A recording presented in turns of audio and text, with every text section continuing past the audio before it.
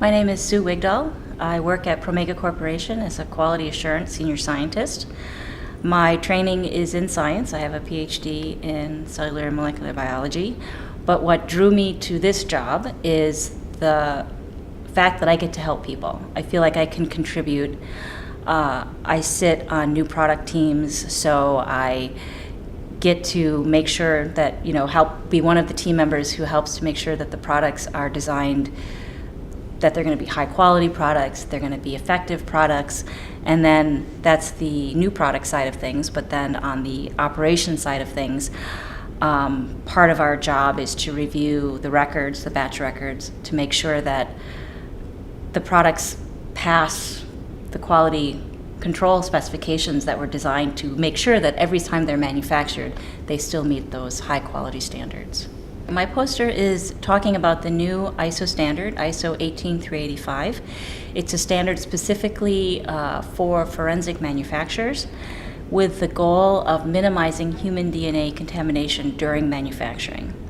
So over about the past 7 years or so, the STR kits have become more and more sensitive, which is really great, because what that means is that forensic DNA labs can analyze trace amounts of DNA from crime scenes, and that increases the body of evidence, and so therefore hopefully the accuracy with which the criminal justice system can solve crimes. But increased sensitivity also means that trace amounts of accidental DNA contamination during manufacturing can now be detected. So how that impacts our customers is if that contamination is seen in a negative control sample, it invalidates their run. So then they have to do repeat testing, increases their turnaround time, or it could potentially even result in the loss of a valuable sample. Maybe they only had enough to run the sample once, not twice. Or if the contamination is observed when they're analyzing a casework sample, they may not actually recognize it as contamination. So that profile then gets used for continued for further investigation, and that results in wasted police time and efforts.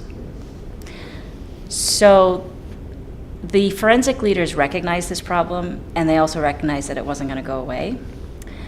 And they knew that no existing international standard met the specific needs of minimizing human DNA contamination during manufacturing. So their goal was to create a new ISO standard to meet this specific need. So the ISO standard was published in February of this year, and it really would not have been possible without the dedication and the hard work of all of the ISO committee members. The members consisted of forensic leaders and manufacturers worldwide. There was 13 participating countries. In the United States, the key forensic leaders, I would say, was Kermit Channel, who is the executive director of the Arkansas Crime Lab. He also was the chair of the U.S. Technical Advisory Group.